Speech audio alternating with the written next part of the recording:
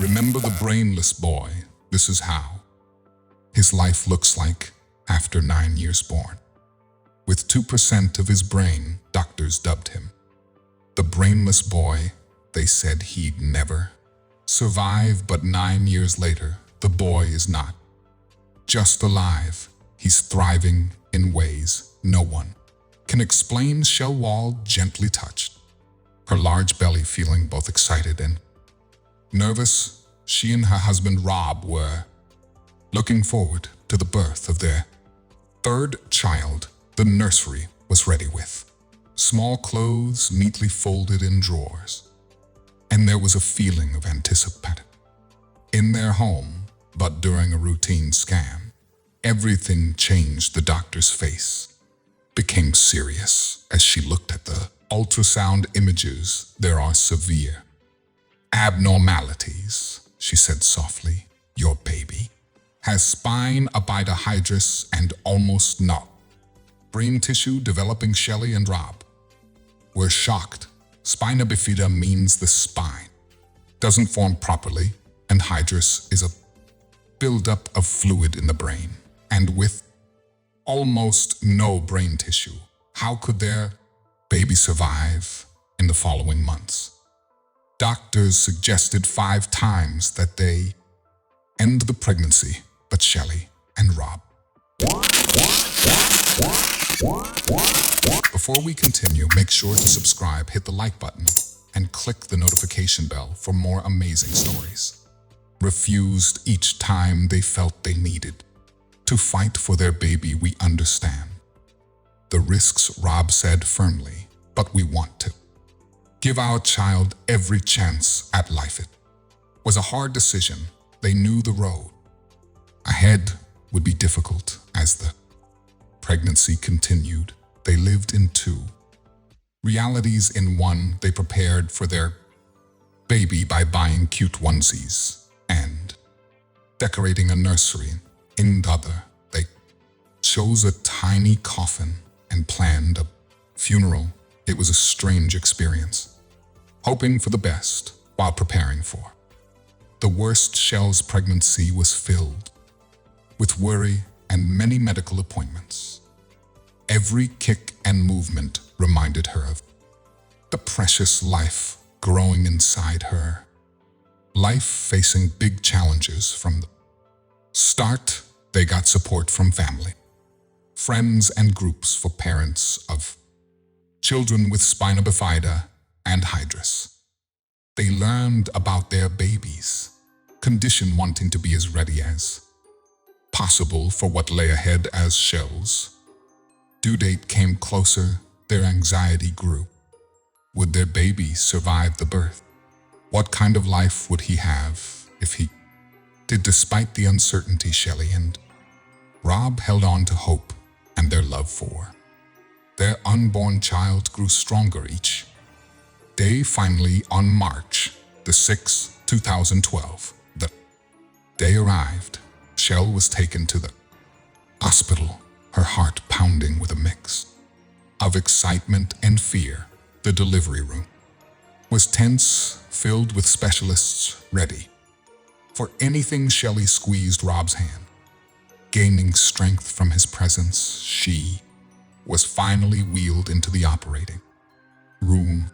A team of 12 doctors gathered for the C-section, the room filled with intense focus. When Noah was delivered, there was a brief, breathless silence before a tiny cry filled the air.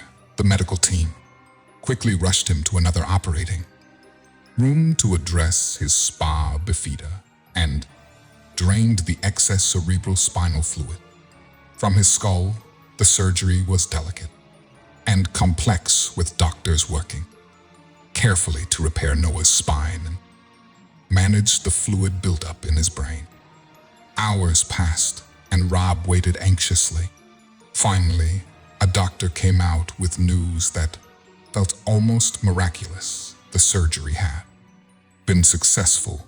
Noah had survived both his birth and this critical initial procedure. However, the medical team's Amazement was mixed with serious concern. Scans showed that Noah had been born with only 2% of his brain leaving the doctor, stunned and pessimistic about his future. The doctors believed Noah would likely spend his life in a vegetative state if he survived at all. Despite these dire predictions, the little boy had already started defying the odds. He had taken his first breaths, survived complex surgery, and shown a will to live that surprised everyone around him. As Noah was moved to the neonatal intensive care unit, his parents stood by his side, amazed by their tiny fighter. They knew the road ahead would be tough, filled with uncertainties and potential heartbreak. But in those first crucial days, he had already proven himself to be a miracle. As weeks turned into months, Noah continued to defy expectations. He wasn't just surviving, he was thriving. He started to reach milestones that doctors had said would be impossible. He smiled, laughed, and recognized his parents with each small victory. Shelley and Rob's decision to fight for their son was validated, and their hope for Noah's future grew stronger. Noah's early years were filled with intense treatments. His parents were determined to give him every chance to develop. Despite the grim prognosis from his doctors, this meant frequent visits to various specialists, especially his neurologist and physiotherapist. Every month, Noah saw his neurologist. These visits were crucial for monitoring the pressure in his brain and managing his hydrous. The doctor carefully checked Noah's reflexes, muscle tone, and overall responsiveness. Regular brain scans were done to track any changes in his brain structure and function. The neurologist adjusted his treatment plan as needed. The doctor explained to Shelley and Rob how these adjustments might affect Noah and emphasized the importance of watching for any changes in his behavior or alertness. His treatment also heavily focused on physiotherapy and cognitive training. He worked with a physiotherapist every week, using specialized techniques to stimulate his muscles and nervous system. These sessions were challenging, but Noah's determination shone through as he worked hard to make even the smallest movements. The physiotherapy sessions included cognitive elements, effectively training the brain while working on Noah's body. Shelley and Rob were taught exercises to do with their little boy at home, turning everyday activities into therapy opportunities. Bath time became a chance to work on Noah's sensory processing, while diaper changes were used to practice rolling and core strength exercises. As Noah grew, his cognitive training became more structured. A team of specialists designed a program combining speech therapy, occupational therapy, and early childhood education. These sessions used play-based activities to stimulate his brain development.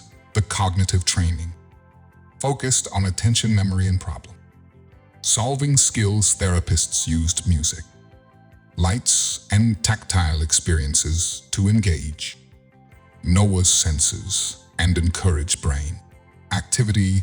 They also incorporated simple games and tasks that gradually increased in complexity. As he showed signs of progress throughout this routine, Noah's parents were his biggest advocates and supporters. They meticulously documented every small sign of progress, no matter how minute it seemed. They researched tirelessly, always looking for new treatments or therapies that might benefit their son. The routine was exhausting for the entire family, but they persevered, driven by their love for Noah and their unwavering belief in his potential. Despite the challenges, there were moments of joy and celebration with each tiny milestone their little boy achieved. When he was 5 years old, something happened that left doctors scratching their heads in disbelief.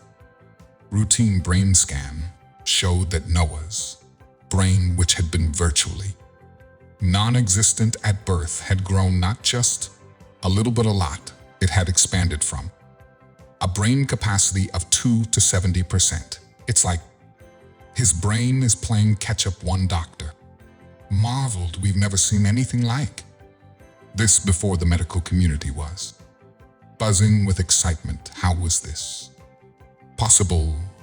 Some theories suggested that Noah's brain had been there all along, just squashed by the fluid. Others believed his brain was growing and developing new tissue. Whatever the explanation, one thing was clear: Noah Wall was rewriting medical textbooks. As the once brainless boy grew, so did his abilities. He learned to speak, use a tablet, and express his thoughts. Feelings he showed a special interest in science and space. His parents were amazed at his intelligence and curiosity. But it wasn't all smooth sailing. Noah faced numerous challenges due to his condition. The spa bifida left him paralyzed from the chest down, confining him to a wheelchair. He required frequent medical checkups and procedures to manage his hydrous. Simple tasks that most kids take for granted were often huge hurdles for Noah, yet his spirit remained unbreakable. He approached each challenge with determination. His positive attitude was amazing, inspiring everyone around him. Despite all the challenges, Noah attended a mainstream school, kept up with his peers academically, and made friends. But school also brought new challenges. Noah had to navigate bullying from some kids who didn't understand his condition. Undeterred, he saw this as an opportunity to educate others about his differences. With support from his teachers, family, Noah created a presentation about his condition to share with his classmates. He learned to answer questions about his wheelchair and surgeries with patience and good humor. As his classmates began to understand, they became his strongest supporters. Through his perseverance and openness, Noah not only overcame the social challenges of school, but also helped create a more inclusive environment for everyone. As he approached his 9th birthday, his brain expanded to 80% of its original size. His family gathered to celebrate his birthday. Shelley and Rob watched with tears as Noah enjoyed his special day, a simple celebration that seemed impossible just a few years ago. The room was filled with laughter and joy, starkly contrasting the somber atmosphere surrounding Noah's birth. "Happy birthday, sweetheart," Shelley said, her voice thick with emotion. Noah beamed at his parents, his face lit up with excitement. "Thank you, Mom and Dad. I love birthdays." Rob knelt beside his wheelchair, touching his son's shoulder gently. "You know what, buddy? Every birthday with you is a miracle. We're so proud of you." As the party continued, Shelley and Rob reflected on the incredible journey they had been through with their son. They remembered that Countless nights spent in the hospital, the grueling therapy sessions, and the moments of fear and uncertainty. But they also recalled the first time Noah smiled, his first words, and every small victory that had led them to this point. As the party came to an end, Noah excitedly talked about his plans for the coming year. He shared about his ongoing physiotherapy, his studies, and his dreams for the future. Despite the challenges he faced, his spirit remained unbreakable, inspiring everyone around him. The next day, Noah had an appointment with his neurologist. As they entered the hospital, the doctor greeted them with a warm smile, amazed as always by the boys' progress. "Let's take a look at your latest scans, shall we?" the neurologist said, pulling up the images on the computer screen.